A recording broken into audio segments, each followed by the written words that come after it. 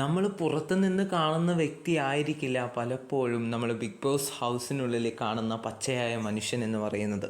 അതിൽ big boss ഹൗസിനുള്ളിൽ തന്നെ പലരും അഭിനയിക്കുകയും അതേപോലെ തന്നെ ഒരു ഒരു തൻ്റേതല്ലാത്ത സ്വഭാവങ്ങളൊക്കെ വോട്ടിന് വേണ്ടിയിട്ടൊക്കെ ചിലപ്പോൾ കാണിച്ചേക്കാം. പക്ഷേ ഞാനിപ്പോഴേ എനിക്ക് റിയലാണെന്ന് തോന്നിയിട്ടുള്ള ഒരു മനുഷ്യനെ പറ്റിയിട്ടാണ്, അദ്ദേഹത്തിൻ്റെ വികാരങ്ങളെ പറ്റിയിട്ടാണ് ഞാൻ ഇന്നത്തെ വീഡിയോയിൽ സംസാരിക്കാൻ വേണ്ടി പോകുന്നത്. അദ്ദേഹത്തിൻ്റെ പേരാണ് സായി കൃഷ്ണ. അപ്പം ഇന്നലത്തെ എപ്പിസോഡ് കണ്ടവർക്കറിയാം, ഇന്നലത്തെ ലൈവ് കണ്ടവർക്കറിയാം. അതായത് ബിഗ് ബോസ് സീസൺ 6 നമ്മുടെ സായി കൃഷ്ണ എന്ന് പറയുന്ന സീക്രട്ട് ഏജൻറ്റ് എന്ന് പറയുന്ന നമുക്കെല്ലാവർക്കും അറിയുന്ന ആ ഒരു മത്സരാർത്ഥി ആദ്യമായിട്ടാണ് കരഞ്ഞത്. ആ കരഞ്ഞതിൻ്റെ കാരണം മറ്റൊന്നുമല്ല, അദ്ദേഹത്തിൻ്റെ ഏറ്റവും പ്രിയപ്പെട്ട വളർത്തു നായയിൽ ഒന്ന് മരണപ്പെട്ടിരിക്കുന്നു എന്നാണ് അദ്ദേഹം അറിഞ്ഞിരിക്കുന്നത്.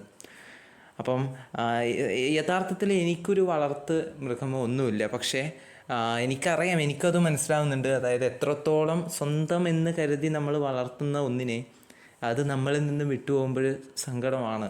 അത് നമുക്ക് സഹിക്കാൻ വേണ്ടി പറ്റില്ല, നമുക്കറിയാം.